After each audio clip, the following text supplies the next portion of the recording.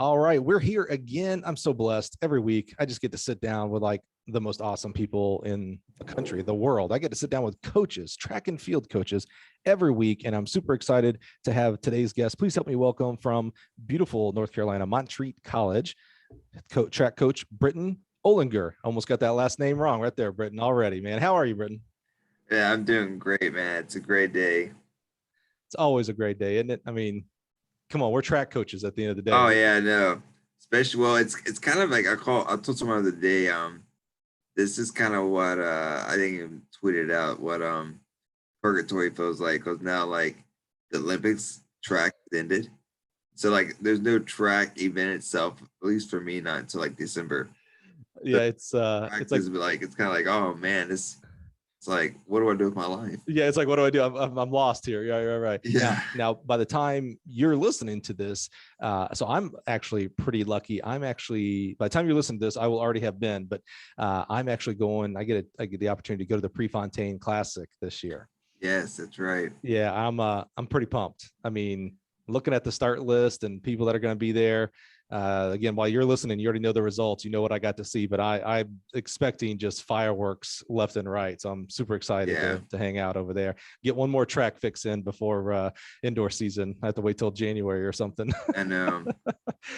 Well, Britten, let's get to learn more about you, man. I'm super excited. Thanks again for being willing to kind of, put your life out there, man. We got a good amount of listeners listening right now. So, we're going to learn the ups and downs and everything here. Why don't we get in our Wayback Machine here? Kind of tell us kind of your origin story. How did you get into track and how did that go through high school maybe or college? And where did coaching become involved in this? Yeah, so I feel like everyone kind of accidentally really gets into track. Uh, I'm sure as a kid, no one voluntarily like, oh, I want to run. So it's like for me, I was heavily into baseball, Hmm. and so I just got tired of playing. And my one of the football coaches at the time was like, "Well, you're not taking the spring off because I wasn't gonna do anything." He said, "I want you to come out for track," and I was like, "You're kidding, right?" He's like, "Well, there's a bunch of girls out there for track." I was like, "I'm in." So it was kind of funny though, because I know I was like a 5'7", 6, 110 pound dude. So, you know, So you started throwing the shot put. yeah, exactly. That was my thing. So yeah, so I got out for track and started as like a 300-meter hurdler and then being like a 400 guy. Yeah. But that's what got me into it. And when I did admit it, I just fell in love with it. And I didn't really necessarily see coaching be something I wanted to do. I kind of helped out with the local team right after high school. So I just really enjoy being around the people and the young people so much. And it got me into being like a history major for wanting to teach in high school, and everything kind of just wrapped itself around that. So where did you, as you joined the high school team, and I love that you started as a 300 hurdles because the hurdles are my favorite event in the whole wide world. Oh yes, And speaking of Olympics, by the way, we just had the most amazing 400-meter hurdle races, men and women ever. Like, again, another hangover we may never see. Luckily, yes. the guys and gals involved are very, very young. So I think we're going to see some more fireworks, but holy cow. So where did you grow up? Where is this high school taking place? So this is in Southwest Virginia. So like, if you're familiar, Bristol, Virginia, Abilene, Virginia, Mhm. we're in the western tuck of Virginia, Okay. and there that general area. Not very populated. We're considered a 1A school, so my school is maybe like 500 students. Oh, So wow. Yeah. we weren't very big at all. So you knew everybody in school. Oh yeah, yeah. I knew everybody. Everyone knew me. We had one red light in town, and the only reason we got that red light because the Wendy's went in. There's some congestion. So yeah. But granted, I go right down the road. I'm at Bristol Raceway, Mm. or which is right there. So like it was a rural area, but it wasn't too rural, I guess. With one stoplight. So where's Yeah, your yeah, yeah, sales yeah, yeah. rural? Yeah. So when I started seeing these flashing lights, I didn't know what to do with them when I got to bigger areas. See, I thought I grew up in a small town. I don't think we had 10,000 people. My school was roughly about 500-600 in Alabama, but I remember us having like lots of stoplights. I got to go back and visit and see if I was correct, but I remember a lot of stoplights for some reason. Those are probably police. Blue lights don't count as stoplights, just so you know. It's be red or green. So you've seen my rap sheet. Okay, gotcha. Yeah, All right, good. You've done research. I hear you. So you're running track in high school. You mentioned you go on to become a history major. Where did you go to college? Did you run in track in college? And what were you thinking about? If coaching wasn't in your head, mind at this point, what were you thinking about becoming for a profession? It's even more funny because I felt like I kept putting track off or the bit running off. So I went to college at University of Virginia Wise sister school, UVA, and my when I went there, I actually went there for golf. I was a pretty good golfer then. Wow. But my first year there, I kind of got the yips. Have you ever seen Tin Cup kind of thing? And I was just shooting balls straight right, and it was just, man, it became so mental. So I had to get away from golf.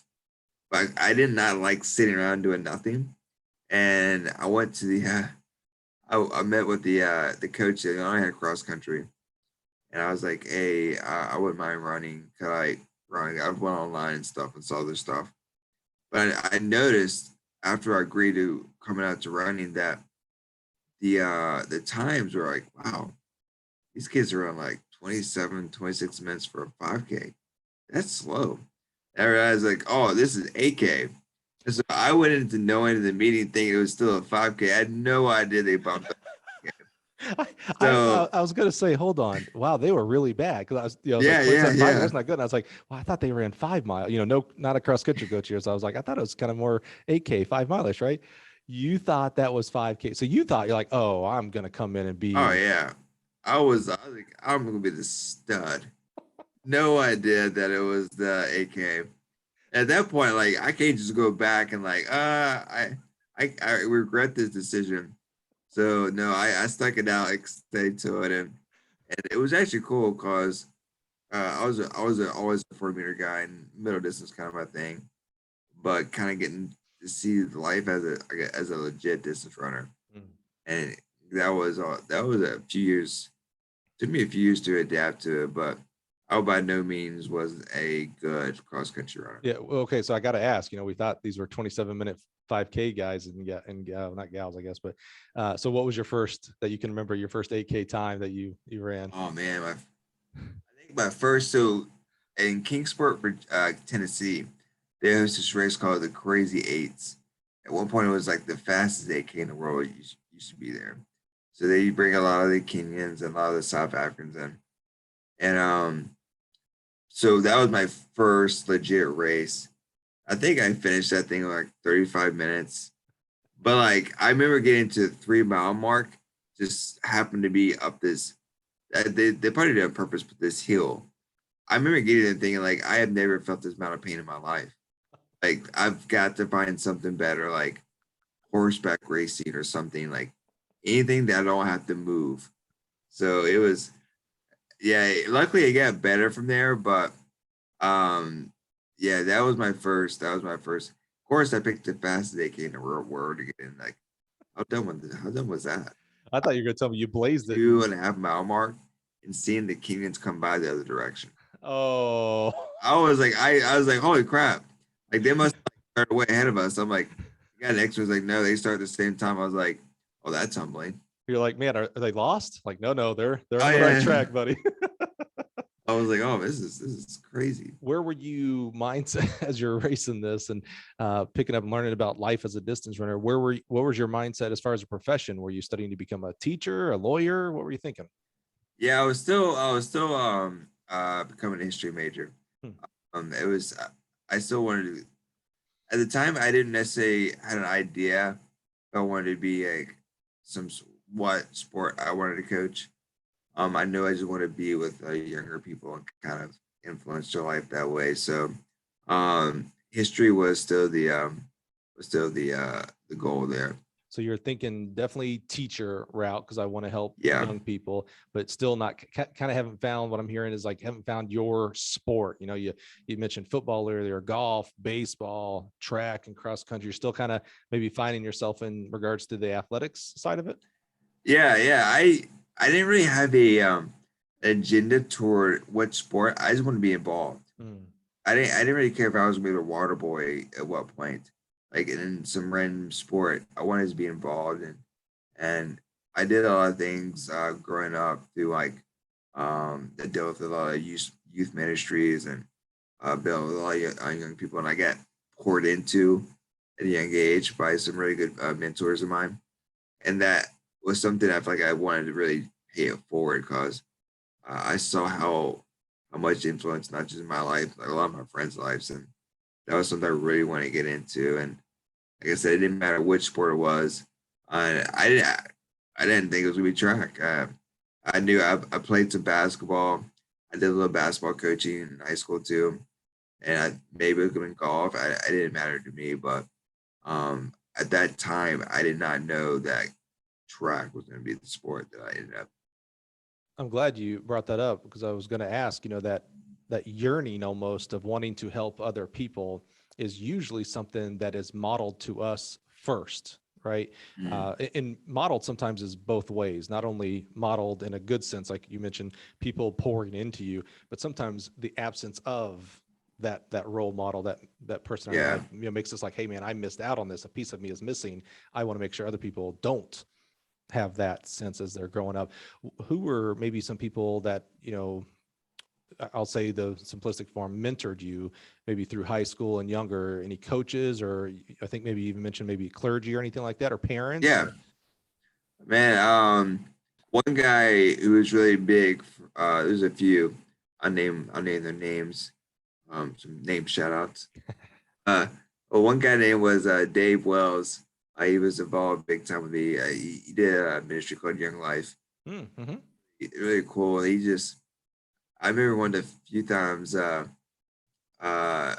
we went camping in this random place, and this guy's like taking like 6, 7 teenagers camping in this one spot, and I'm thinking like, who's some dude in the mid 30s taking a bunch of 7 teenagers out to the woods and want to hang out with them, and it just being out there and just the genuineness and how much fun it was. And I remember one time going, "Hey man, you're so cool. This is all fun." It's like, and that is like, Dave, you're awesome. He's like, man, like, this is awesome. Like this is the point. And yeah, it's a little bit corny there, but it's you got to see is genuine how he wanted to kind of just mentor like kids. That was kind of like my spiritual mentor. Then at the coach at the time that I had, Brian Johnson. He was part of the school I went to is pretty well known for track, especially for a small school in Virginia. So he really instilled that just we might not be nowhere near the most talented team or more as athletes in our school or at the school around, especially the state. But we were just a bunch of farm boys go out there and we're just gonna work hard. Mm. Because we're gonna bring our hard hats and our lunch pails to work every day. We're just gonna get it done. And that was a big mentality, and he made it fun. And he did that for not just me, but for a lot of athletes. And one reason why like our track team used to be so big, a lot of athletes knew they wouldn't come out there because they felt like not on one thing they're gonna be valued, they're gonna work, and they're gonna be successful. That I loved every minute of that. It was a big reason him is why I came out with track. If some other person came up to me, I probably would never came out to it. So maybe unfair because I'm going to ask you a question that makes you the expert of all things Virginia high school track related here. Oh, I am. Oh, I'm the okay, go-to good, guy. good, perfect. Because what I was wondering is, so recently on Twitter, someone put out like these. It was a map, and I think it was only 4 states, like Texas, Florida, California, and I think Georgia, and maybe it had more if I remember correctly. But it said where are the best track athletes from which state, and it only had like 4, 5, 6 different choices. And a lot of people started, kind of retweeting or responding with their own state, like, well, hey, don't forget about Ohio. And a Oh lot of, yeah, a yeah, lot of answers were Virginia.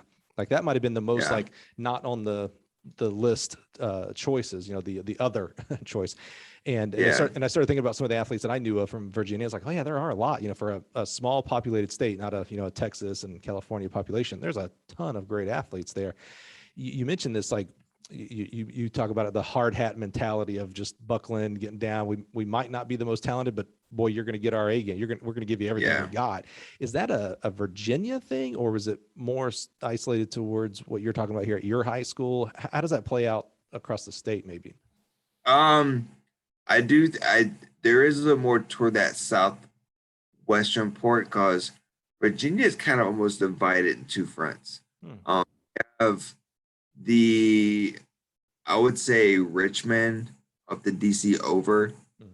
to like the Virginia Beach area is very much different than you would say from the western side of Richmond down toward like Blacksburg, Roanoke, and that way. Um, just a little bit of mentality, different type of athletes. Both I both the whole state are very, very hardworking, and they're very kind of prideful because known as Virginia, and they kind of have a little bit of swag, knowing that everybody kind of overlooks them, Hmm. so a chip on their shoulders. So that's a big thing about the whole state because everyone talks about Florida, Texas, California, all Hmm. in the state. And I was at the state meet when Holloway and Allow brothers, when at the senior year of their state meet, I was at that meet. I was there recruiting, also they were popcorn. So they're like, I'm not missing this. I'm gonna watch all of this. But like it was just it's and Michael Cherry was there, like not at that particular, but he had been there a few years prior. But there are some phenomenal athletes come out of Virginia Beach, DC area, or Northern Virginia area. And there's even bigger athletes down from Roanoke has a small pocket of great track athletes, and they're there. They have a hard work mentality, and very so much like I think Ohio is a good state. Um, very big urban areas that people just a lot of kids that get the right, I guess, lack of better term, mojo going. Hmm. People just kind of buy in, and you see a lot of talented kids at those central points. Yeah, it's quite amazing. You mentioned a couple. I didn't know Cherry was from there, and Yeah, I'm blanking on who's our 400-meter guy that went to ECU for a year and was a medalist. Uh, I know coming every. years prior. Oh yeah, this got to be a decade now. Um, I think he ran at the last trials though, if I remember correctly. But he's at the end, I think, of his career now. Everybody's yelling right now. Everybody who's listening to this podcast is like, "How are you not remembering?" I know you're just I can see his first thing face in my now. head was Cronny James. Like Cronny James is from Grenada. So Right. No, yeah, yeah. I was gonna say, I thought you were about to tell me Chronic James is for Virginia. I was like, man, I thought Grenada this whole time. Holy I cow. Yeah. know. I can see his name. I'll look it up later. Yeah, it's interesting. I love that. So your cross country team, you're getting better than a 30 plus minute 8K person. That's awesome. Didn't quite make it down to 25 minutes for 5K. You went past that, so that was good. We didn't have to worry about those kind of times. What when you graduated? So now it's job time now, right? So what was your Yeah. first job? Was it a coaching job, and how did that go? So we were coming back from a lot of our cross country meets, and especially our smaller schools, you don't necessarily have the luxury of charter bus or whatnot. So you have a lot of the coach driving the van, and someone sitting shotgun with him. And we would be in conversation sometimes with the head coach, Coach Lukewitz, about like future goals, and we were talking about. It's like, yeah, I really love track, and maybe one day we'll coach together. And just we would just, I guess, uh, talk about coaching and whatnot, our perspectives and what we saw. Then right about to graduate, he said, "Hey, once you stick around for a semester and help me out, I got a pretty good class coming in. Just assistant coach for me for a little bit. If you don't have a job lined up, and we'll just set you up a small stipend, we can make things do." And it's still just cross country. Yeah, just still Yeah. track Hmm. cross country. Okay. So I was like, yeah, well that sounds great. It's if nothing sets up for me anywhere else, and let's do that. But he that summer I had the opportunity to take a job at Hannibal LaGrange in Missouri, and that is a full track and field cross country program. And that really gave him an opportunity to really get into more of a bigger program. Hmm. And it's where he went, and which was great for him. But for me, I was left there with the team. At the time, we didn't couldn't fill the position with anyone. It's very hard kind of fill a position when it's just a cross country, not a track. Hmm. So I was kind of thrust into all right, now you went from an athlete, you've done some coaching, but now it's you're gonna have to try to help move this program along. So then assistant coach that came on for basketball kind of help with administrative stuff with me and kind of mentor me, especially in the aspect of things. So that first year, it was a lot of me. For I would say first 6 months was a lot of me, jumping head first. And So it's interesting. We've had this conversation a couple of times, most recently with Coach Webb Jr. and Coach Webb the third from University of Pittsburgh, where we were talking about an athlete and they go from an athlete in your program to a GA. So that transition from, one day you're on the team and you're a kid on the team and you're an athlete, and the very next day you're now coach kid. yeah, yeah, But you're still a GA, right? I mean, maybe there's not yeah, as many responsibilities and things like that. You're describing, you went from I'm on the team to the next day is like, I'm now the head coach. So you knew all yeah. these guys, maybe roommated with some of them, for crying out loud. How did that transition go? Was there any concerns that you had of like being taken seriously, that now you're your coach, not just teammate Britton? No, it was a concern. Because there was only about a handful of athletes. Because we were still kind of a younger program, so there's about a handful of athletes that were still there when I was becoming the coach, and they were still kind of younger than me. So there was that. I guess we're friends, but luckily enough, we weren't like the best of friends. So there was some roommates, but I tried my best to give them the idea that I wasn't just taking this title to my head, and Mm. I try to toe the line from being coach and athlete. So, but at the same time too, I want them to see me as more of a resource that, hey, I'm kind of in the same boat as you trying to figure this out. So let's do it together. But I'm just gonna hold on to the steering wheel on this ship, and we're all gonna look through the same eyeglass, trying to figure out which way we're gonna go. So I basically I wrote all the workouts and everything else. Um, and all I think was is that the other coach helped me out with administrative stuff. Yeah, I was going to ask about, because there's several different aspects, right? So there's the relational, which we just discussed. There's the operational. So you're the one scheduling, or Yeah, scheduling the bus to get on the meet to meet at the right time. There's administrative in regards to budgeting, et cetera. And then there's recruiting. You didn't think about I assume you didn't think about recruiting when you were an undergrad. Now it's like, oh, I've got to yeah. actually call people to figure out how to get them to come to my university. How did let's start with the coaching side, because as an athlete, again, another discussion we've had a couple of times, I've described the athlete, you have to be selfish, meaning you're taking in the direction from the coach on, so how can you become the best runner, in this case cross country, a distance runner, right?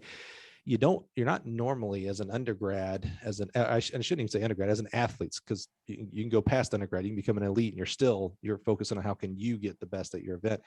You're not really, most times you're not really looking at the workouts in their structure and the whys and the hows and things like that. Now, within, I'm gonna call it weeks, but days, hours, you turn from, okay, I got to go out on a 5 mile run, or I got to do mile repeats, to, oh, I've got to now prescribe a Yeah. long run repeats. What were some of the things, whether it was coaching education, other coaches called and just asked questions? How did you go to that mindset of, okay, now I'm Coach Olinger, I've got to prescribed workouts? I use the Coach Luke once at a time. I use him as a lot of a resource in terms of what he did with us. I would talk to him and kind of see like how he would approach certain situations with training. Um, I was so young, and as we all were at a young age, pretty hot-headed, naive, of like we kind of thought we knew it all, and just because you read a book doesn't mean necessarily you've done anything. Yeah, I can't relate to this at all, Yeah. Britton, just so you know. Anybody who knew me at that time is like, oh yeah, man, that's you to a T, Mike. Yep. All right, keep Oh going. yeah. Sorry. And so there was no coaching, no especially no formal coaching, education. I just relied a lot on my background, what I had done Mhm. and taught with me, and and that was the first time I actually started seeking like books, Mhm. like um, coaching 101. Um, and that was a big thing. And it's funny because one of the freshmen that year, it was I he loved running, and he basically engulfed himself into it. But he gave me Jack Daniels book. Famous. Dude, you couldn't tell me who the guy was before I even started that job. No idea. So that's how much of a novice I was to running, especially for distance. So just that guy's like, oh, go run 5 miles. All right, whatever. So that was me. So he introduced me to who Jack Daniels was. I remember reading his books on cadence and tempo times. Man, my whole world just blew up. It was phenomenal. Just that whole thing. And I remember because of that, that's when I was like, I want more of that. Like I want more of that knowledge. So let's explore that a little bit because that's interesting. You coached the way you were coached, which honestly, as I talk to coaches every day around the country. That is the vast majority of how coaches got Yeah. their program. Like, how do they like? What's your style? Oh, I coached how I was coached. That's the majority, right? Yeah. And then you talk about reading, one of the most famous distance books there is, for sure. Not a distance guy, and even I know what book. Like, I can see the Yeah. cover Yeah. and everything. I know exactly, and of course know who Jack Daniels is, and sometimes sadly I know what Jack Daniels is. um, but you mentioned kind of being a little bit of a I'm gonna use your words, but I think I kind of understand, a little bit of a hothead, like know it, my Yeah. words, Yeah. know it all. Exactly. You're young, you're 21, 22 probably at that time. Yeah. Boy, I thought I knew the world at that aspect too. Yeah. Luckily, I've learned that I don't know anything at this age, thank goodness. But so you kind of had a choice there. You read the Jack Daniels book. You still had a choice of going, yeah, but that's not how I did it. Yeah. That's not how we're going to do it. But you took the other path of like almost like a clean, what it sounds like is like a clean slate of like, oh, well, I know this. I mean, I can read this and find out now who this guy is, and he has had a lot more success than I have had. Maybe I should listen to him. And you started incorporating that. Where does, that's an important mindset, right? Is being able to discern what I should listen to and change my ways. What was it? Was it the words that were written? Was it the bio of Jack Daniels? What was it that kind of started making you go down that path? Um, Seeing the how he gave examples, like real life examples of certain things, and so it's like you know, I was I really I was a history major. I should have not been a history major. I should have been like a physiology somewhere than that, because a lot of stuff makes more sense to me. I love history, don't get me wrong, that makes a lot of sense to me. But like how the body works, that stuff. So when I got to see things broken down into a little bit of the science side of it, and as in more so the why, like yeah, I want to. Yeah, we're gonna run 5 miles. We're gonna run a tempo. We're gonna run a long run. Why the heck am I running 12 miles a day? And then why am I heck am I trying to keep my heart rate under this? So a lot of stuff was like what to breaking that down, like why you're doing certain things, and that was a huge point of me because what people all always and same you can look at not as much as a coach, but we always kind of mimic our of how we grew up Mhm.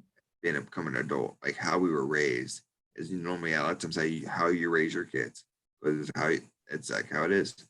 So no, but we never ask the question why was this, and that got to a point of them teaching me reading that book, got to a point of them telling me the answers to a lot of whys. I did this and why I should have not have done that. And that became the really very like very knowledgeable for me to be able to do that. And that was something that was very changed my perspective a lot of ways. Well, kudos to you for having the discernment to go that route. There's plenty of examples of people who, when confronted with reality, like how to maybe coach distance runners better, how to organize your team better, things like that, they put up a wall, and it's like, yeah, that's just not how we're going to do it. And even if you tell them the why, and it's like, well, I'm going to tell you the why not. So Yeah, exactly. I love that you had that discernment of like, okay, I don't know it all, so this seems like it's smarter than maybe me, so let me start learning it. And I do think, from when I was at Mississippi State, our head coach was Al Schmidt, and he was a big Jack Daniels guy. Yeah. And so I got to kind of understand the philosophy a little bit as a distance coach, watching those guys as being distance coaches. And there was a lot of not just, here's the workout, go do it. It was a lot of the why, like, here's what we're working on today. Here's what we're trying to change today. Here's what we're trying to improve today. So it did seem like there was maybe some more buy-in from the athletes. So I love that there was buy-in from the coach after reading the book.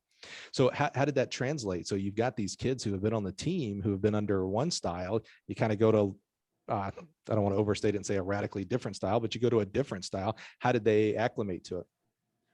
I think honestly, not tooting my own horn, but I'm going to pull the string. Is I think it went really well. There was some, but I was pretty transparent with them and saying, hey, I'm in a process of learning here, so we're gonna do it together. And we had some bumps and roads along the way, but I think overall the year itself went pretty well, and they responded really well with it because I was open enough to have conversation with them and say, "Hey, this is what helped. This is what even to this day has helped my coaching career is having that one-on-one conversation. Like, tell me how your body's reacting to this, and tell me how you're feeling. Because coaching, uh, coaching now, there isn't necessarily a single line linear of how to what not to do. It's pretty. You have this big two lines. You try to stay between them, type thing. You have one road, and not everyone fits right in the middle. So you have to kind of figure out how each person kind of how basically how their body ticks. So that I had a lot of one-on-one conversations to try to figure out um, who they were and who their bodies were and exactly what they needed. But we had a pretty good year. I remember we had a girl go to nationals that year for cross country. Um, I think she ended up running pretty low 18s in the 5K. So I was gonna say for 5K. yeah, 5K. Yeah, yeah. It's No, important no, now. no. We got to make sure we get the distances. Yeah, yeah. So 5K. If she ran low 18s with 6K, then I'm not gonna be here. so something you said there, it's interesting because now, that was how many years ago now was that? Gosh, that was in 2008. So 13-ish years ago. Yeah, So what you have now that you didn't have then is perspective, right? We can look back and yeah. see things. How important, you mentioned a pretty important word that we maybe haven't talked a lot about on this podcast. You mentioned the word transparency. Looking Mhm. back now, how important was that transparency in those individual meetings? And not everybody is suited to be right down the middle of the road for their training. How important Yeah. was that transparency, not only to the athletes in regards to their performance, but their athletes in regards to their experience, the whole body of being a cross country runner in college? Man, it was been that transparency I've learned because I've always been pretty open, that one-on-one relationship wise with my athletes. Um, uh, I'm very relational. That's a big thing for me. Um, if you, as a coach, might not know anything in the world what you're talking about in terms of coaching. But if you can get the athlete to buy in genuinely, you're gonna see production. So that was a big thing for me. Um, Fake it till you make it, the kind of thing. Hey, like that was a big thing. So in terms of that transparency, I have always even it's a big thing I want to do today is my athletes is I want to kind of talk to them about why we're doing this workout, what this is trying to do, being transparent with that because I want them to speak into that, give them ownership, but Mm. I'd say feel some ownership of what they're doing and being able to speak into that. It, they'll now start being able to work. All right, not so necessarily to blame the coach, but I can't necessarily blame the coach because I kind of wanted to do this little bit of workout that coach had for me, trying to help my body equate to this or whatnot. So that's been a big part of what I've done over the last few years. Sounds like the difference of talking at someone and talking with someone. Yeah, That one little word changes the whole dynamic of communication. yeah. Coach athletes, anyone, anywhere, they want to be heard. Mm. No, they want to be heard, and there's a big difference between being heard and being understood. Mm. We hear a lot of stuff, and being sit there and hear them, understand them, and know that I'm listening to them. That's a big thing. So let's keep moving forward. How long did you stay there at Wise, and what was the next step, and why'd you take another step? So I stayed at Wise, 6 months. Well, at the time, I just couldn't make it work financially. Mm. So basically, that January, I had to move on to different opportunities. I would love to have stayed there. They kind of continue with the program and stuff, but financially, I just couldn't do it. So I ended up moving back home to Abingdon, Virginia, where I got involved with uh, uh, day counseling, like a behavior counseling program at a high school. And I worked with high school track and field. So I coached high school for 3 years. Yeah. Now, so how was that coming back and get back into the high school roots? Man, I feel like instead of GA positions at a college level, I honestly feel like everyone should take a GA position at the high school level. I honestly believe that because, man, there is a lot of humbling experience that you could really and you really need. It don't matter how good you were in college. I feel like you really need to do that. Not so much from a how-to perspective, the coaching, because I don't think I really learned. Well, at the time, I wasn't really learning a lot about coaching, but I learned a ton on relationships with students, how to deal with younger people, just be in their real world and stuff with that, and that was so valuable dealing with parents and other coaches. Man, I honestly forget the 2 year pedigree and master degree of at the college. It needs to be a G at a high school for 2 years. There's a lot of self-aware So much college more valuable. there's a lot of self-aware college coaches right now that are like, you are great. No way I couldn't Oh yeah, survive. yeah, yeah. And you got a lot of high school coaches right now listening, going, yeah, that's right. Oh man, I honestly, I would not put it past me at some point in my college group, in my coach career, if I don't ever go back, if not the high school level or even a younger level, like an AAU type level. Hmm. There's just something about the pureness of no money involved, scholarship, no nothing.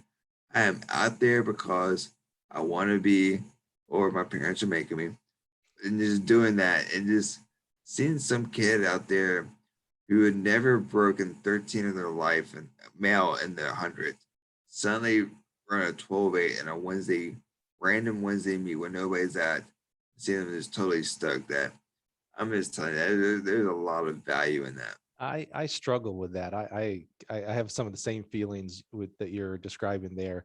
I coached high school up in Chicago before I started coaching college, and my college career saw me go to the SEC. So, three flat, and you still barely win the 4x4 and the men's side, right? Oh yeah, yeah. Pretty tough there. And but I still remember fondly when I coached high school. I still remember his name. I don't know if there's no way he listens, but his name is Robert Threet. He was a freshman for us at De La Salle High School.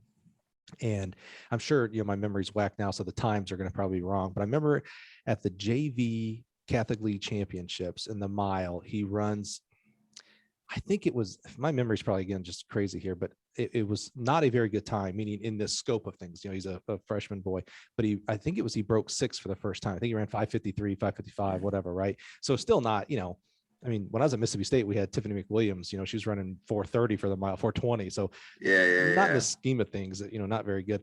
But I remember him, his parents, and me hugging.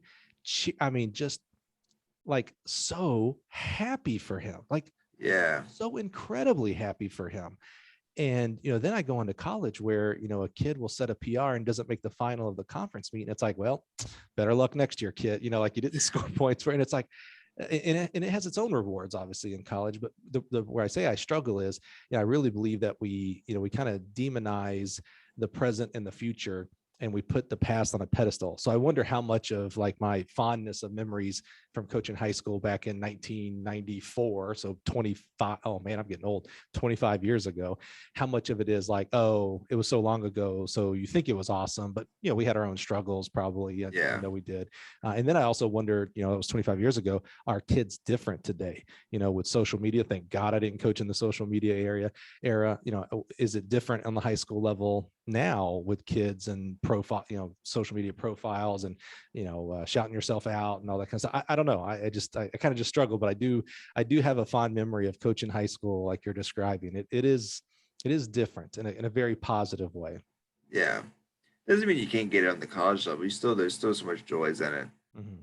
And I remember seeing, I've taken some formal education classes like USATF, especially for jumps.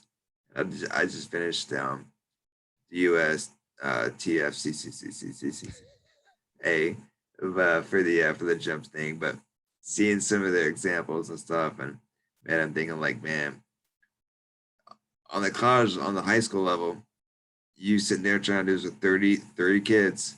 That's tough.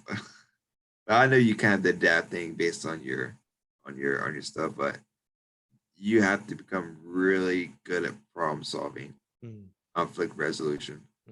So important, especially on any professional, on any job. That's so much value, where you get a lot of that on the high school level. You mentioned you just finished the USTF. I just say CA. The C is for all coaches. All right. The USTF CA jumps program. Who taught that this year? Who's teaching that now? I was not Ted, but Todd and Colbert. Oh man, great. That's awesome. Good people, man. Love it.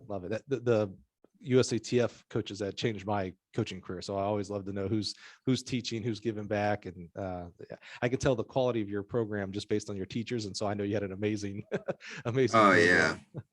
Yeah. I took the USATF last summer. I took the USATF CA this summer. But it was cool, and the reason I was like, well, almost like you're crossing the same thing again. But like, I saw who was teaching for this time was Todd Tolbert, and I was like, all right, I can't mess up Keba, and like I don't care if I've heard this a million times. I'm gonna sit there and absorb anything you want to throw at me. That's the word, absorb. Exactly. Yeah. Exactly. So 3 years back on the high school level. Spoiler alert, you're not on the high school level now. So what made you, what was the next step? What made you move on from that? So almost full circle. So the coach that had left UVAY's, Coach Liquitz, called me one day when I was over the summer and said, hey, I'm now at Eastern Mennonite University in Harrisonburg, Virginia. Would you think about coming to coach up here with me? And we had talked about this all through cross country on our many hours of band rides back. Like, you know what? Give me a day or two and to think about this. And it was an assistant position, basically little to no pay, like any small college position. Um, and I was the time it's not like something I really wanted to do. Uh, and I was still young enough that I could make these big professional moves and move a few hours away that wasn't necessary. I wasn't tied down to a family. So I made the move to Harrisonburg and took the assistant job up there with him.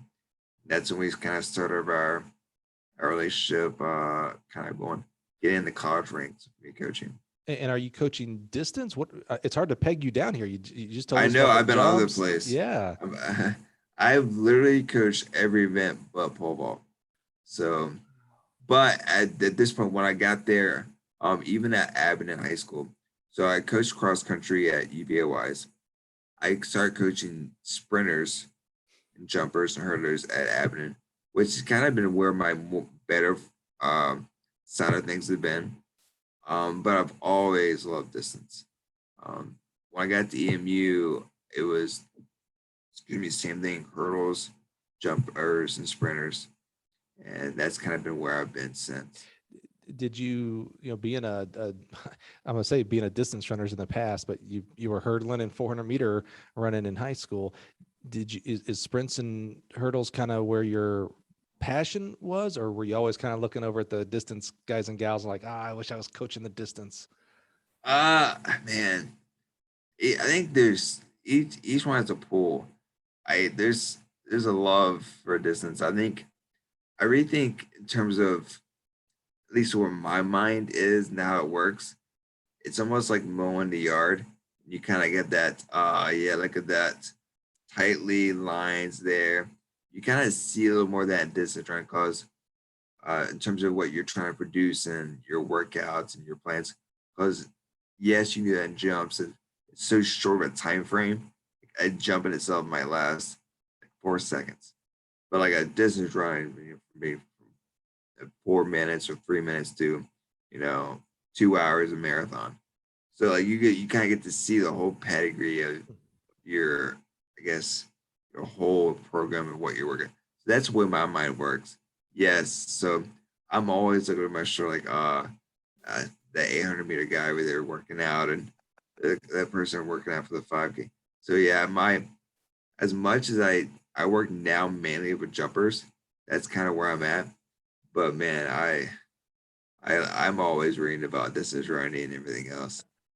You're the only jumps coach at convention reading the next Daniel's book. Oh, I know I'm the weird guy. It's probably good. It keeps me from getting too I guess bogged down in one event and your mind kind of getting bored and everything else. So keeps me updated and fresh. So plus I can't always be like, oh, that sprint coach is always want to do speed work. No, not always that guy.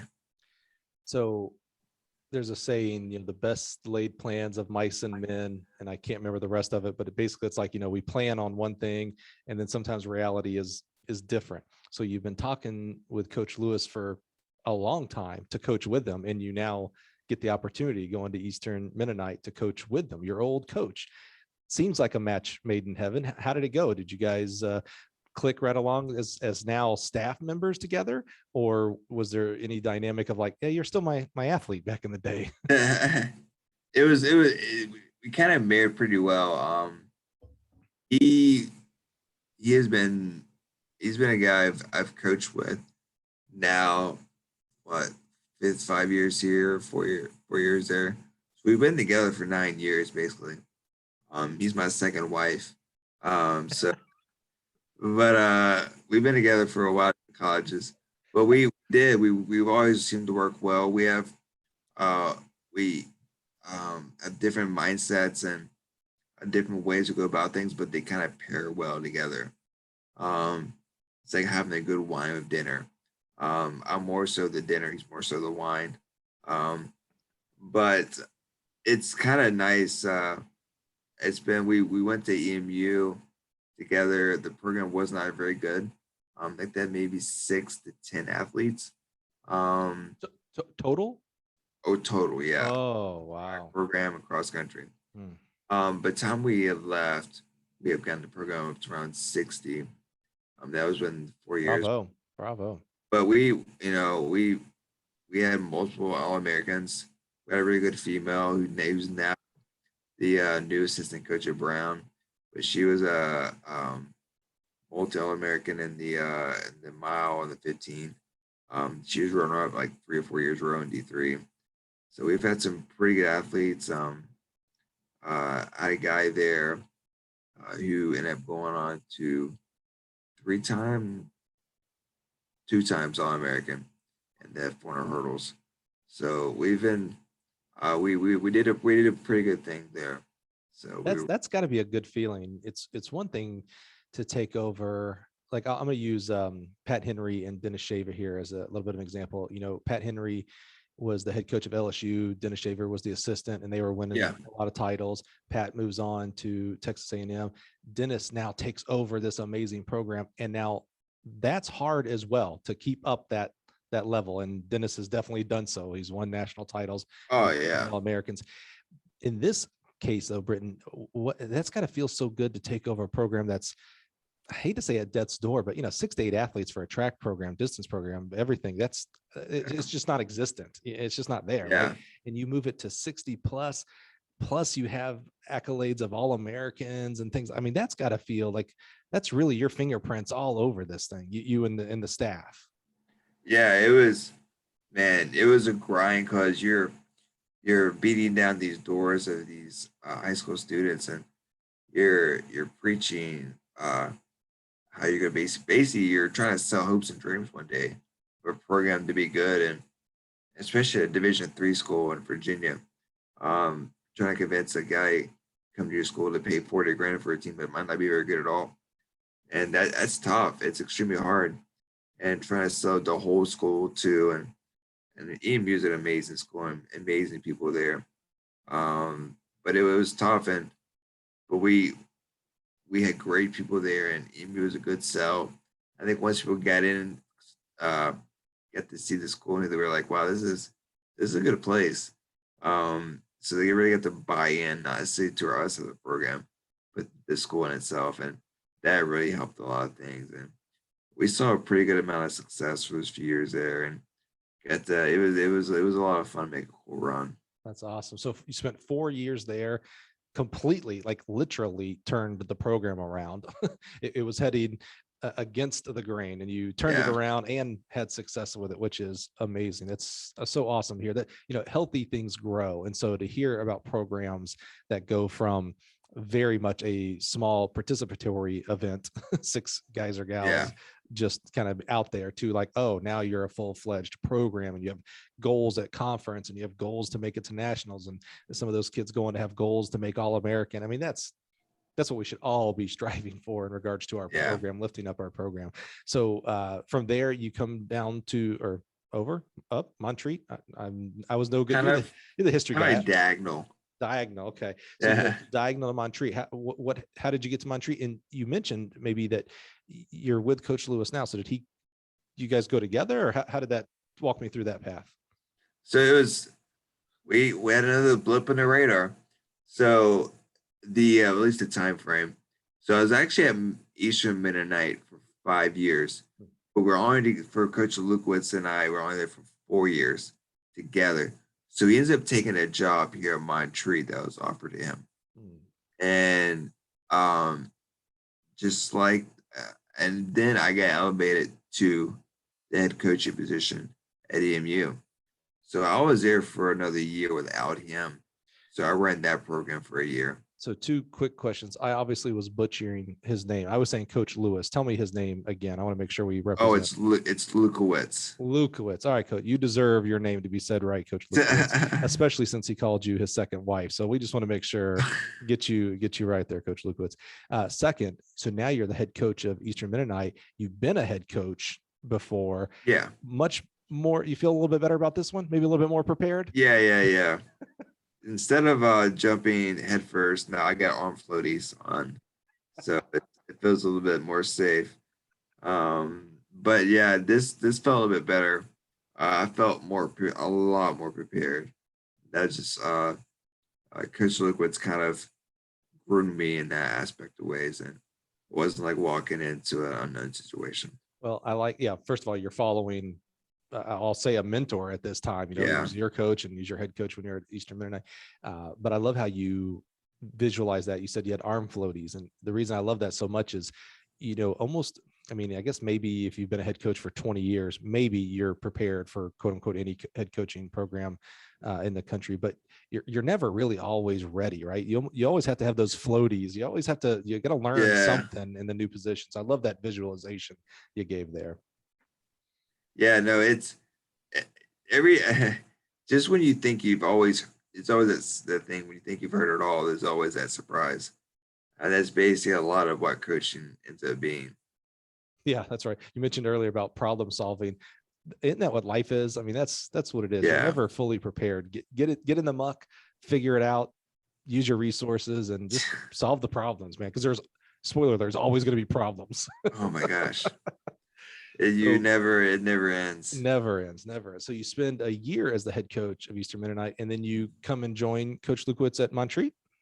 Yep. So I'm at EMU, and that's just before the school year ends. We had gotten back from nationals.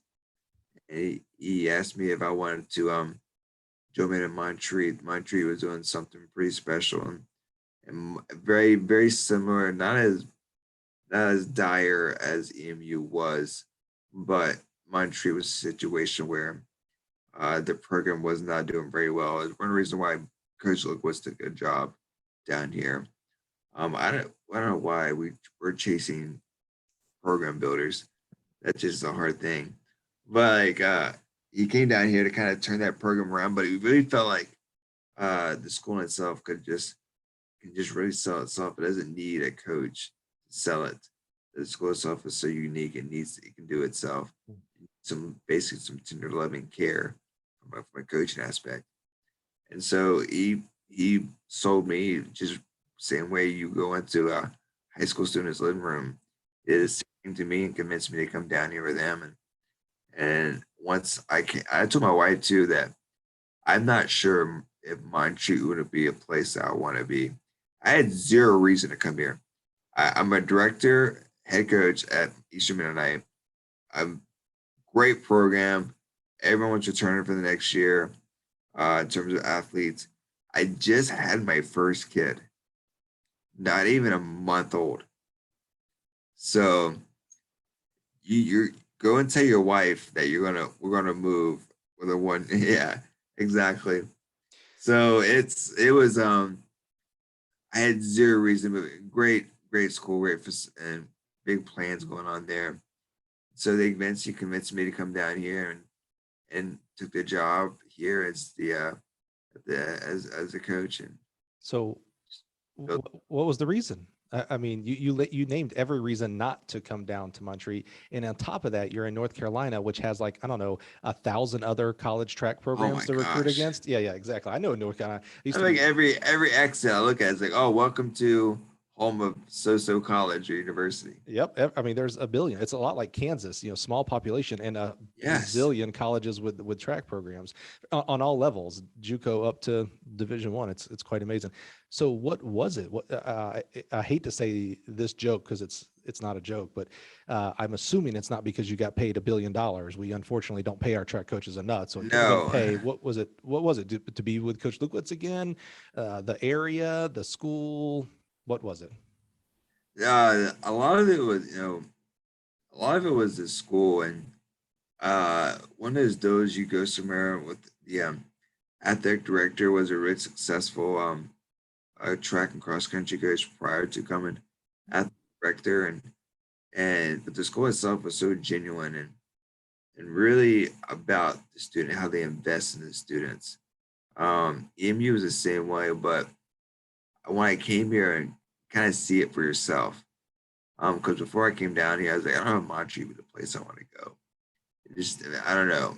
On paper, it wasn't popping out. It wasn't the sexy thing. When I got here, that was the whole point. It wasn't the sexy thing. It just, it's like, yeah, it's not the nice dress or the really fancy shirt you put on, but it's that shirt before you go to bed. It just feels comfortable. It feels good. Like it's your old favorite ball cap. That's how Montreat felt. And it really felt like home, and it's somewhere I wanted to be. And the vision that they're giving to me and what they want to do at the school and what they want to do at the track program. And I also helped that they built a $2 million track. But but at the same time though, I really felt like if this was a place that I could come to a small school and a program not have been very good, now we now we're gonna try to potentially make it successful. I feel like this could be a place we could do it. And that I guess it's everyone's dream to take something from nothing to something. I'm like, okay, this is an opportunity for me to do that. Like, who would not want to do that? So Was that feeling that I don't know if you said this word, but in my head, I heard you describing this word of comfort, because you said it wasn't yeah, the sexy thing, but it was like, and you didn't say the trivial, it felt like home, right? Everybody says that yeah. sometimes, but was it that feeling, whatever it was it an immediate, like the first time you visited, was it like, oh, okay, or did it grow onto you a little bit, and then you kind of look back, you're like, oh yeah, this was staring me right in the face. This was the place for me. It kind of grew. It kind of grew. Um, it never. I think the big thing is this: if you've ever been to a job interview or when you go somewhere, especially if that job interview is at another location of the town, is that necessarily you got sometimes you get that vibe, but like, I don't see myself here. This does not feel right. I never felt that when I got here. Like there was never anything that said, "Don't come here." As longer I stayed here, even that day of that one day of interviewing, all throughout the day, it just felt more and more right, like more comfortable being around here and being in the Black Mountain area and stuff. It's great. Black Mountain is your Hallmark movie. Small town, but like they have Christmas things. It's crazy. It's such a bizarre thing. The town itself and how it's a tight knit community in itself, and that kind of leads into my accent and how that's evolved. But yeah, it was something I wanted to be in. It was I had one reason why I came here. And my wife, even to my wife, I go, she was no way she wanted to come. I brought her down for the interview because I wanted her to. Because I can make the decision myself, but there is no way I was gonna make the decision. 3 years later, my wife's gonna go, "Why in the heck do we move here?" I was not walking off that cliff. Husbands who make decisions by themselves find themselves by themselves. Yeah, by themselves. Yeah, yeah. No, I was not doing that. So start as we get into now at Montreat, and you mentioned like it was a small program, kind of a rebuild. So talk to us about, I mean, you've been there 5 years now. Yeah, 5 years now. So 5 years, how's it going? And how's it been going during that 5 years? Man, what a ride it's been. So year one, we were really rebuilding. We didn't have a lot here. So his first year, he brought a decent amount. This has been 2016, 2015, 2016 was his first year. So 2016, 2017 was my first year. That was like, all right, we need to start recruiting, bringing in more athletes. At that time when I got here, I think we had uh mainly cross country. I only had like six athletes in terms that were in cross country. What were you coaching? I was sprinters, jumpers, Yeah. throwers, all those. Oh yeah. Okay. Anything 800 meters down. Hmm. So that was kind of what I was dealing with. Hmm. But we had some good athletes at the time, some good sprinters and some pretty good distance runners, but we were not very successful. I remember going to that first indoor cross country, not cross country, but in conference meet. Mhm. Our whole mindset was just like, let's go have fun, Mhm. see what we can do. It wasn't even about how many points we could score or whatnot. I don't even remember who even won the meets. That's how. So far away. Yeah, yeah. Yeah. But the very next year we brought a really good recruiting class in on both sides, and since then we have won 5 conference championships. One being indoor, one being outdoor this past year. Um, we've scored the most points ever in outdoor conference championship ever this past year. Wow. Yeah, gosh, I have the stats around me somewhere, but we've um close this we're over 20 All-Americans the last 4 or 5 years. It's been we've I know we've taken over 60 the nationals. Um so it's been a really good ride. I Um mean, it's we- one thing to talk about rebuilding a program, but to see the fruit, to actually do it, yes. and almost like on again, right? Because you and Coach Lukowitz did this at Eastern Mennonite, and now Yeah. you guys have some kind of superpower together here, man. Oh, I know. It's yeah, we I think we get along so well and we still bicker at times. But it's been man, it's been cool to see because we're not necessarily one dimensional as a program. Good cross, good distance program, good sprinters, good jumpers, some really good throwers. I think only one event area at the outdoor nationals do we not get a score in. So like we scored in distance, scored in the jumps, scored in the throws. So like I think the short sprints was only I guess a specific event area that we didn't score in. But it's been really cool to see kind of how we kind of evolved to not just a program known for the distance or a program known for the throws, how to be across the spectrum. You mentioned winning outdoor conferences past year, and where you began, with nothing around. As you are comfortable, Britten, there's something that happened in between here somewhere that's a pretty, no hyperbole here, life-changing Yeah. events. So, Britten, as you're comfortable, maybe help explain that to us. Yeah. So during that time, that very first year, in 2016, when I came, I had only been here for maybe about 6 months. Um, that February, I was coming back, which probably about a week before Nationals, so it was late February, February 27th, exactly.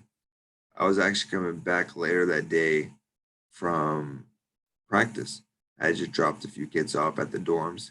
Um, so I was driving back to the house because I lived maybe 3 miles from the track, not even that. 3 miles from the campus, a mile and a half from the track. So I live right down the street from it, and I was going through the red light in town, or green at the time, a green light, and a car, guy who was driving, was speeding through town at 120 miles an hour, and he T-boned me while he ran a red light. T-boned me on the driver's side, just behind the door, Oh, me around, and shot stuff into the convenience store. Luckily enough, it wasn't during the day, but that part of town is really busy with people, tourists and stuff. So what normally that sidewalk or intersection normally has people there all the time. If that would have been there, it wouldn't just been my life really affected. There'd been a lot of other people might have affected us. I get hit so hard that the golf clubs in the back of my car did 360s, spun around 3 times, and the golf clubs in the back of my car shot all the way through the story and impaled into the back of the wall. So it would have necessarily caused some damage to some people, and not maybe killed them. well, two things on that golf club example. That's the kind of stuff you hear about in like tornadoes, the Yeah, yeah, log that yeah, goes through the tree. But second of all, what really struck me about that, Britten, first of all, really appreciate your openness and transparency yeah, to something like this. I love that one of your first um, parts of your story was, thank God. Luckily, it was a downtime of the yeah, day. Like you're going through a traumatic. You're spinning 360 3 times, And your concern was, oh, well, thank goodness there wasn't people around, or this could have been a lot worse here. I mean, that's, I think if I go look up the definition of selfless in the dictionary, that story is in there right there. I mean, that's thinking of others, even at your most down time. Yeah, there was a lot of thank God moments during that. Man, I think one of the big, gosh, I'll give you one of the big things was, so when the accident happened, maybe 100 meters, 150 meters at the most, is the fire department and the ambulance. So their station is right next to the intersection. And at that point, they were doing a training. So a lot of people were outside doing a training session for them. So a lot of them saw the accident happen. If not saw it, they heard it. So there was no 911 call needed and whatnot. Like They ran right there. All right down there. Wow. And even made it more, what made it more crazy is that when my car spun, I hit the other cars on the other side of the lanes diagonal. So I'm looking at the intersection, four-way intersection. I hit the cars that were diagonal from me on the right side. I hit three of those cars, and the car that hit me hit them too. So there were multiple collisions and incidents. Luckily, none of them were injured, but it should have been considered it was a not mass casualty, but a massive. They should come in there and go to each car and check each person, and they only go to the people they can help. And I should have been skipped over because at the time I didn't have a pulse. I had to be revived at the scene.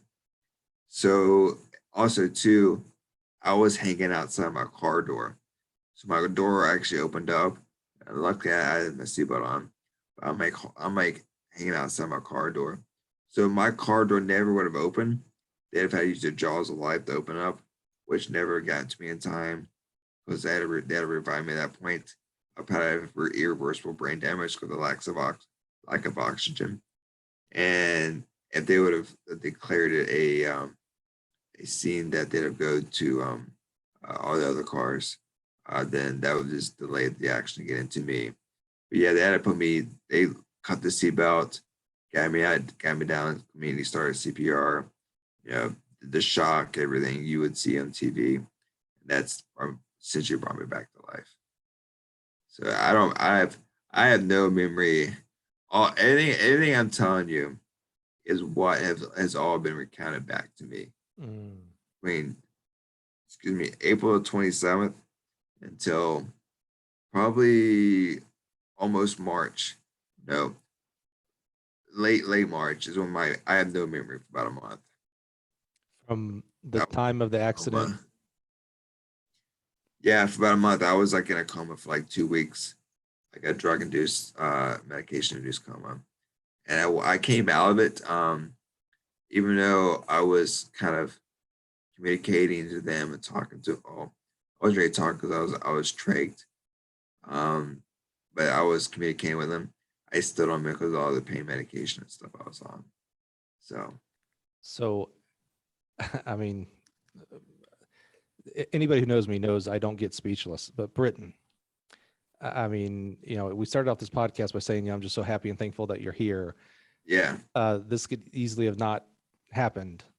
Yeah. You could not have been here, Britten. I mean, miracles on miracles on miracles. I love the miracles that you're that you're showing that you are. It's quite amazing. So how, as you come out of the coma and hospital, I imagine you had to have been in the hospital for much longer than just the medically induced coma. Walk me through. I mean, you're a father, you're a husband, you're a son, brother, sister. I don't know. So what's going through? How are you rebuilding at this point?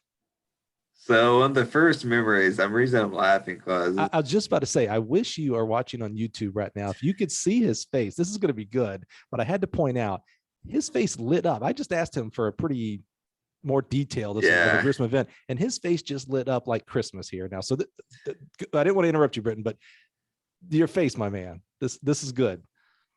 So one of my first memories. So I ended up going to Shepherd Center down in Atlanta, which is one of the premier top spinal cord and stroke facilities, rehabilitation facilities in the world.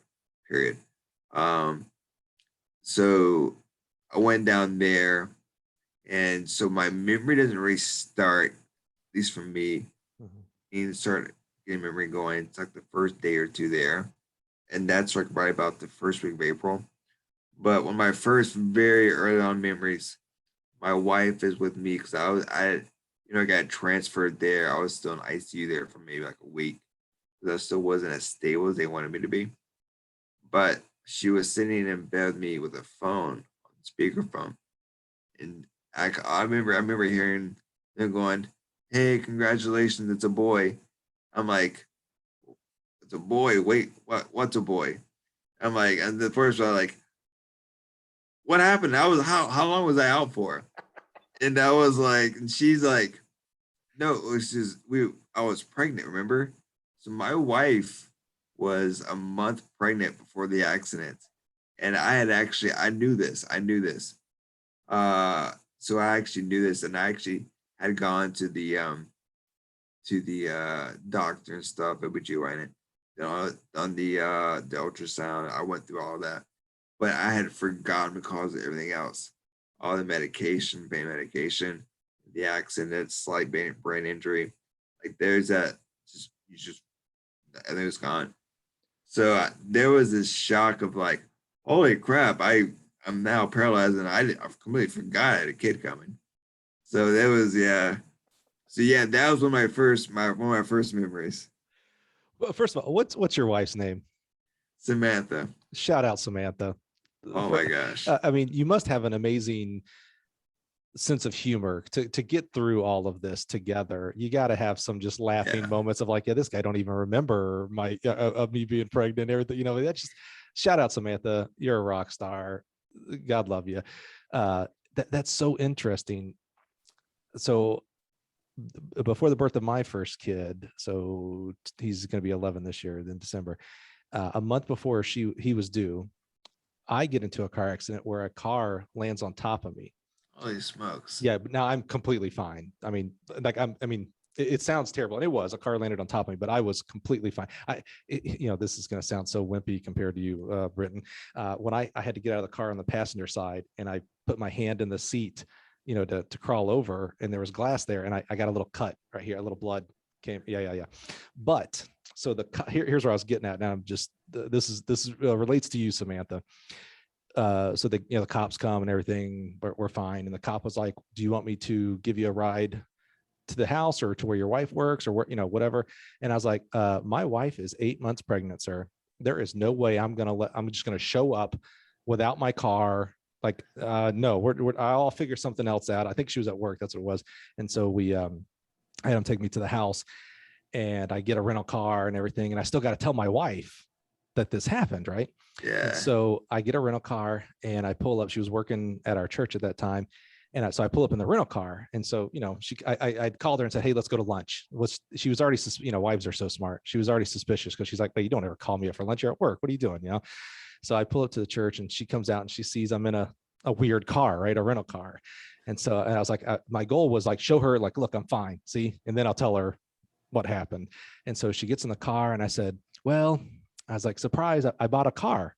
And remember, she's a month from birthday, right? So she looks in the back and she goes, "You bought this? A kid carriage can't sit back." That was her concern, that I didn't buy a car with a big enough back. Yeah. So then I said, "Well," I was like, "I may or may not have, but totally was in a car accident today that totaled our car."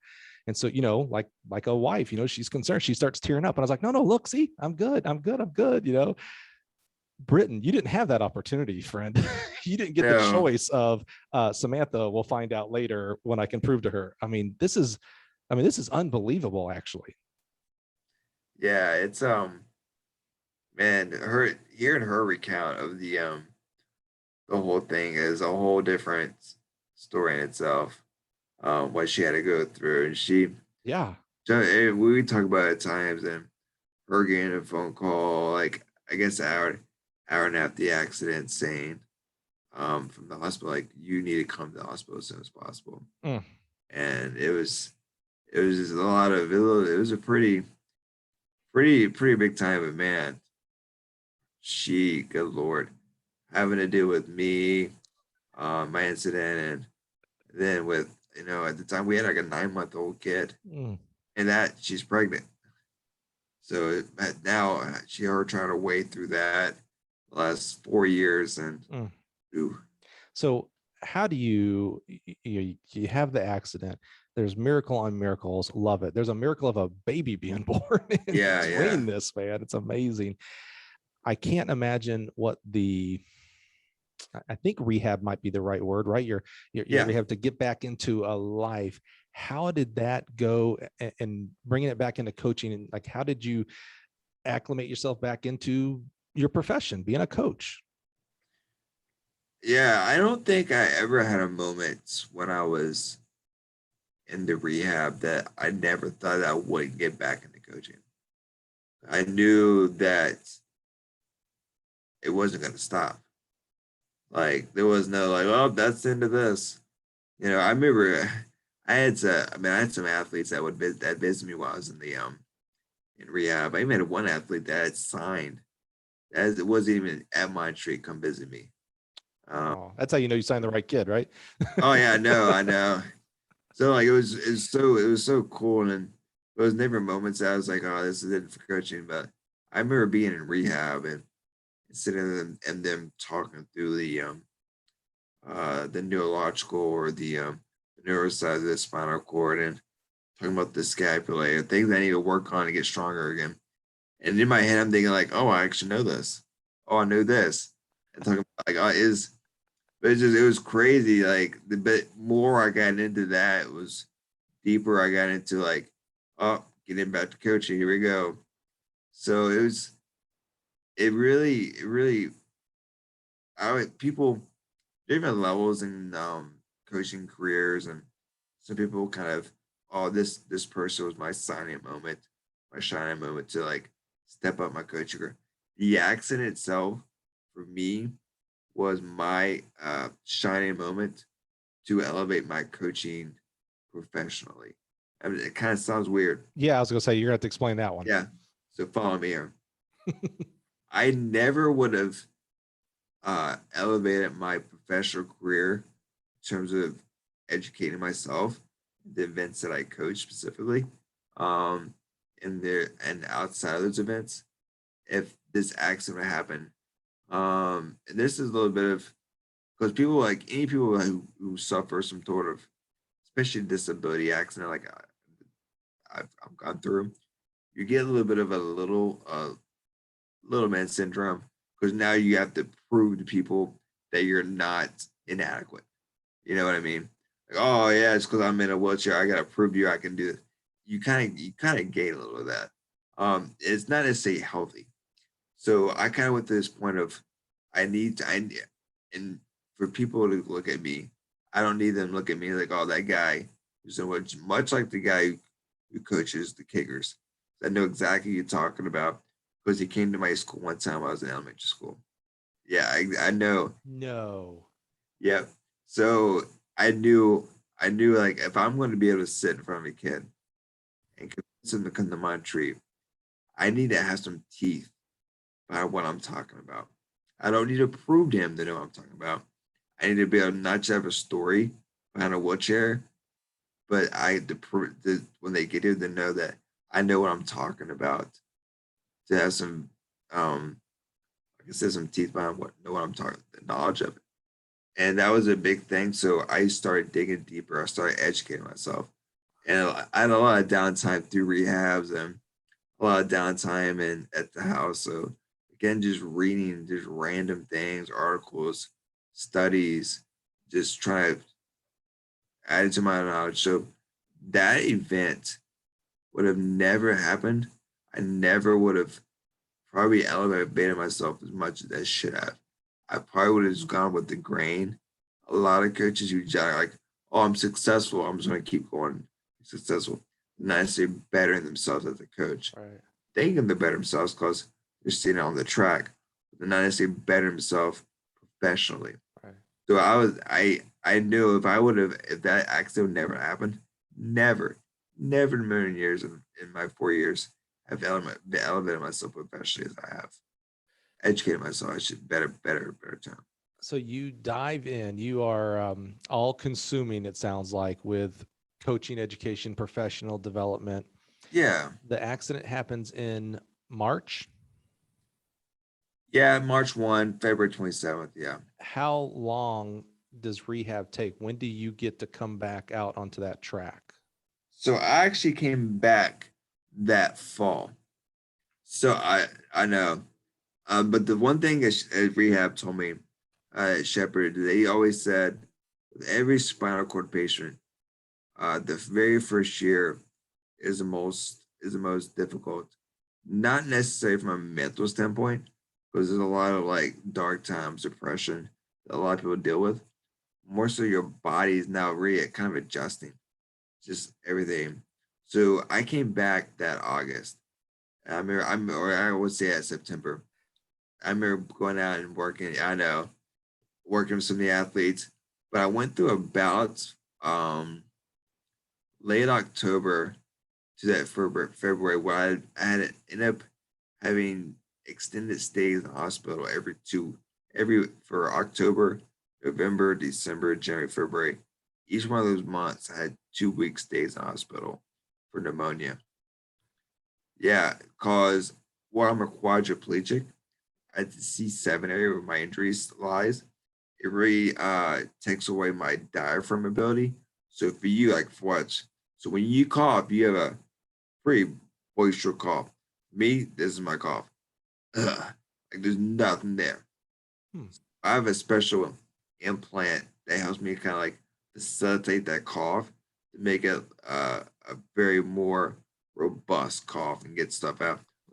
Without that, a lot of this sounds disgusting. Secretions stay down your lungs. The longer it sits, it creates pneumonia, bacteria infections.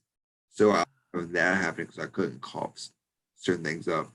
And so those pneumonias and number one killer for a spinal cord injury is pneumonia for people who are quadriplegics. Really? Yeah, that's the one It, that's the number one killer. it makes sense when you explain, because we think coughing, it's like, oh, it's a disruption to my minute, when I cough. Yeah. Like, no, coughing's important, sneezing is important, like those things are Yeah, important. exactly.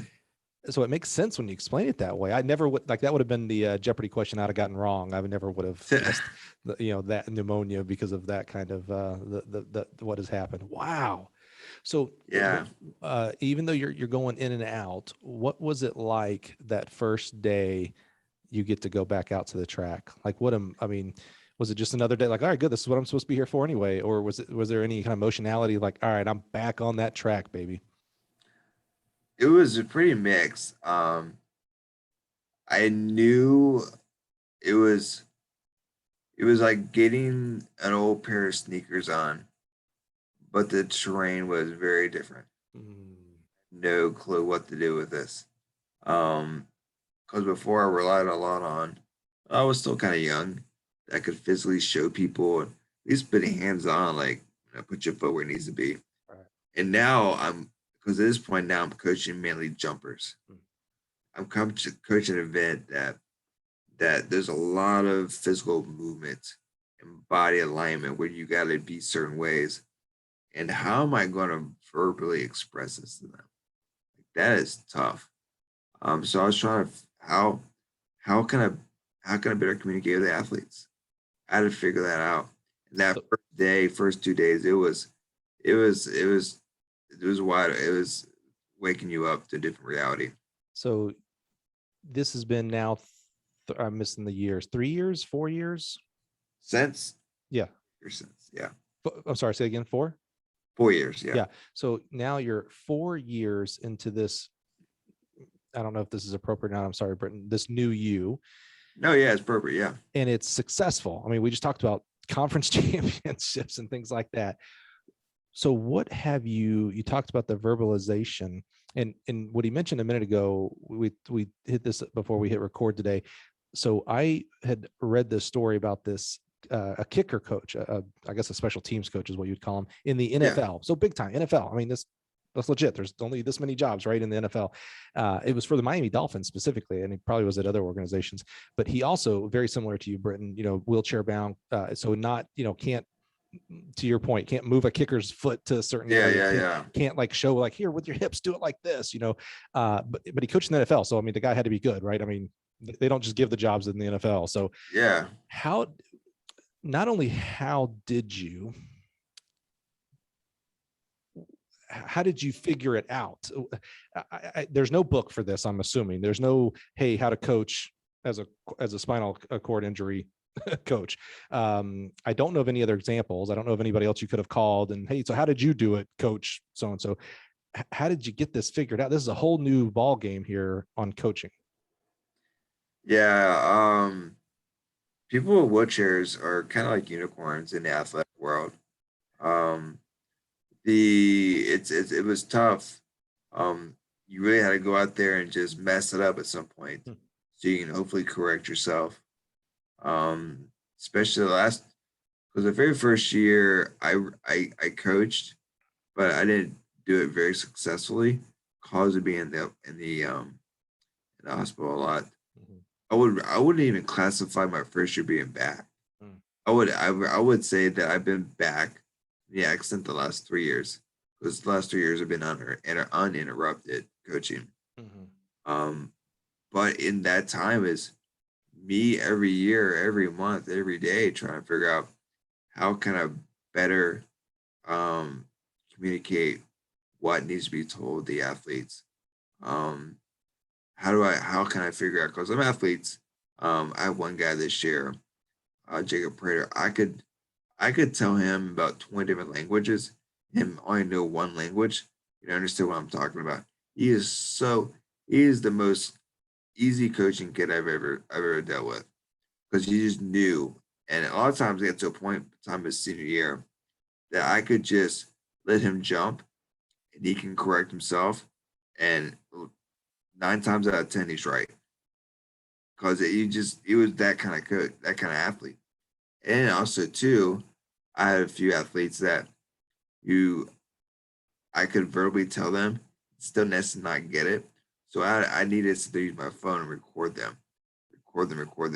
Then I would go back and just cut and splice on my phone their videos, and I would just put audio with them talking. And I would just basically almost like game film, like this, and they'd be like, "Oh yeah, I got a girl from France this year." It was kind of like that. I connected the dots, like, okay, you visually need to see videos. Now it's some long shot video of like certain things, and when I made that connection with her, that when she could see it, man, it's like a light came on. We're like, "Oh yeah," and she would just boom do it in practice every time. Like that's all she needed. So it was a lot of me trying to figure out who that person was, what they needed to be, how they need to be communicated to. We talked earlier about when you brought up the transparency form of coaching and how, 19 or 13 years later, you have perspective. So now you've got 4 years, 5 years perspective. Do you think, it's kind of a two-part question here. One is, do you think you're a better coach now than you were before the accident? And with that, do you think you look, again, this perspective part, do you look back and maybe see ways that you used to coach that you not overcompensated, but you over relied on certain aspects because you just could, and now that you have to do it differently, you're like, man, I can't believe I used to do this. I used to hammer this point home, and that doesn't even matter most of the time. It's over here now. So kind of two-part question there. No, yeah, the quality of the coach is so much better now than what it was prior to the accident. Yeah, that isn't even close. That aspect of things. And there's been a few athletes I've actually want to go back and apologize to that coach prior to, like, man, I really screwed up there. Like I thought the time I was doing what I needed to do, but I was wrong a lot.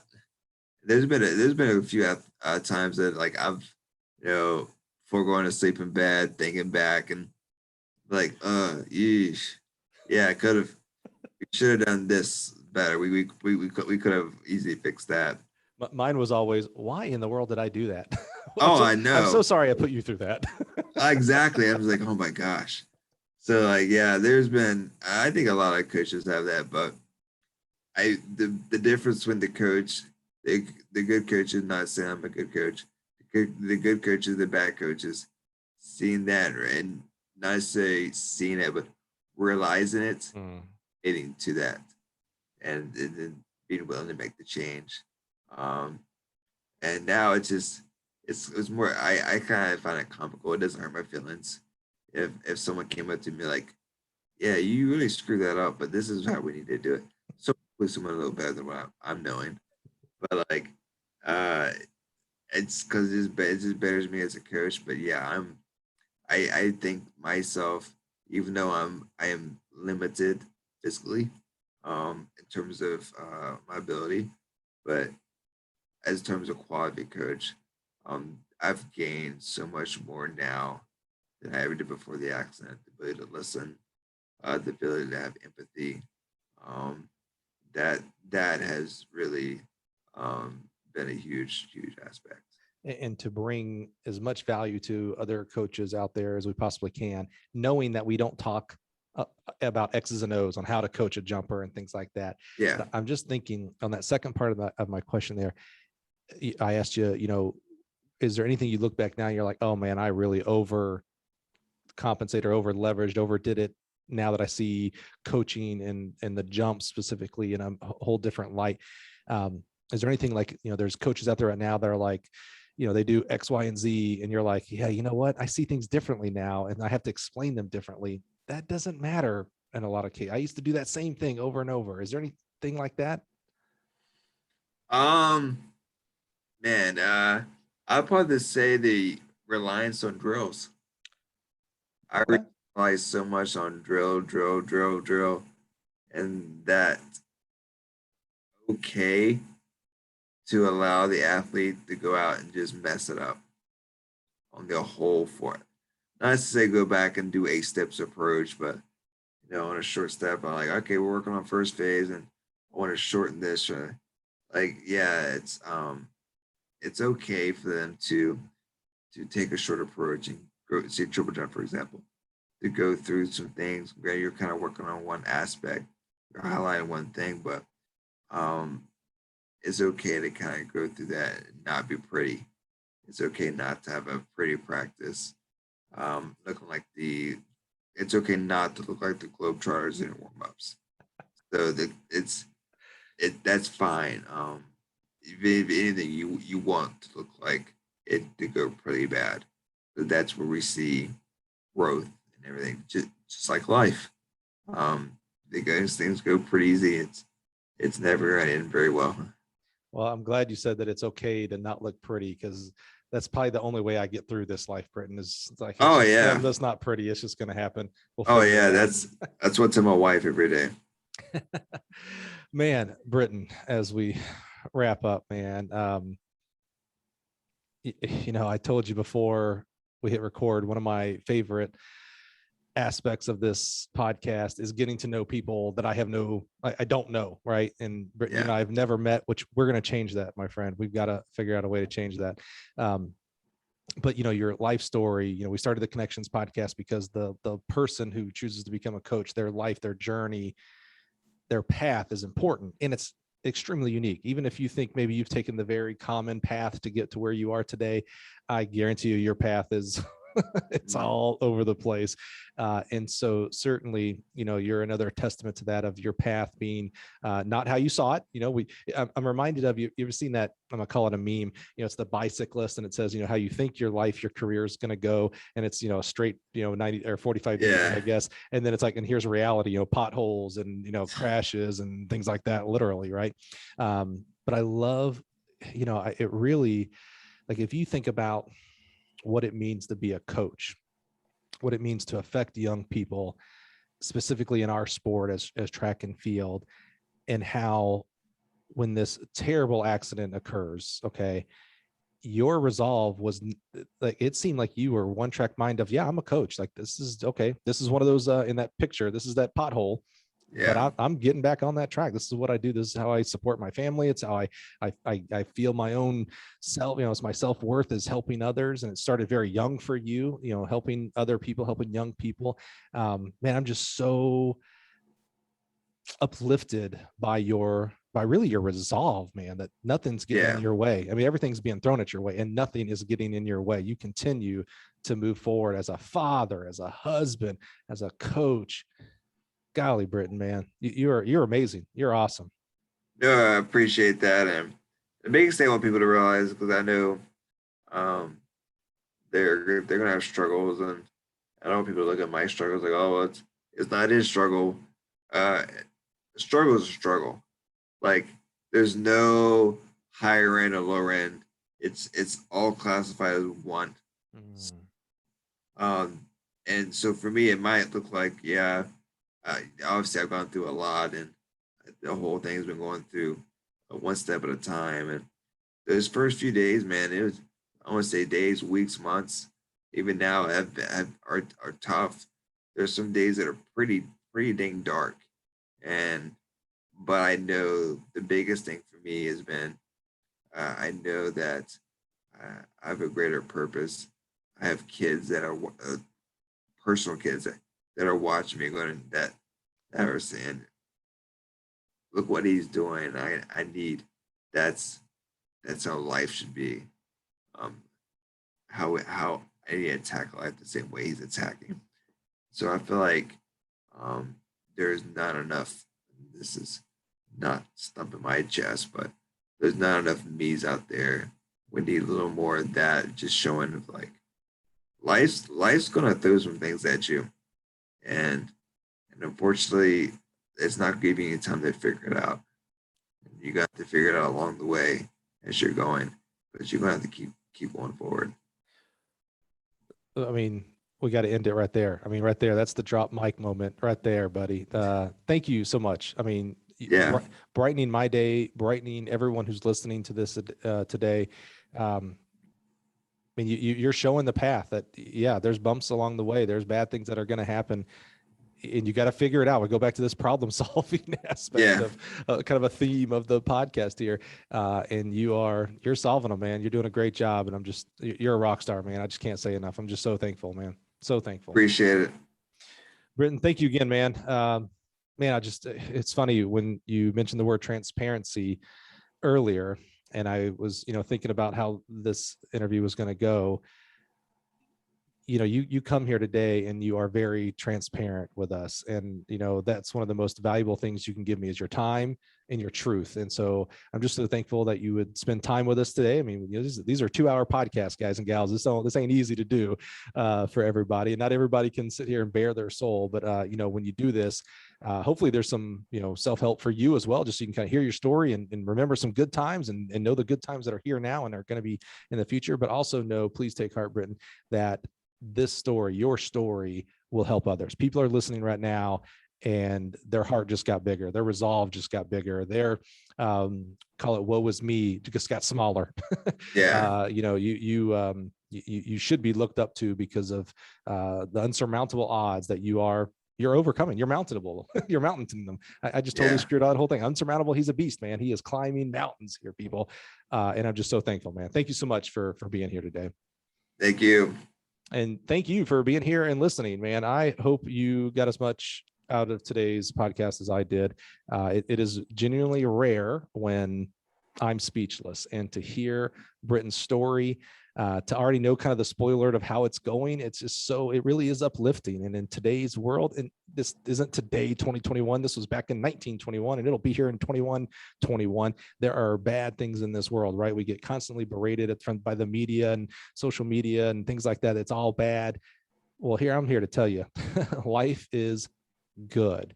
This guy's good. Learn his story, listen to his story, and just know that you too can overcome. So if you received value from today, I'm going to go out on a limb and say someone else might have received value from today's story as well, from Britten's story. Share it on social media, Twitter, Facebook, TikTok. And you know what? I'm just going to, if you were moved by today's podcast, by Britten's story, I'm going to ask you, reach out to him. Give him a shout out. You can find his email. You're smart people, but shoot him a message and just let him know if you genuinely received an uplifting today from his story. Just I love spreading the positivity. So give it right back to him, man. You owe him. Go send him an email and tell him what an awesome guy and what an awesome story. So Britten, thank you so much, man. Appreciate you. And join us next week and we'll have another awesome coach on the podcast. Thank you very much.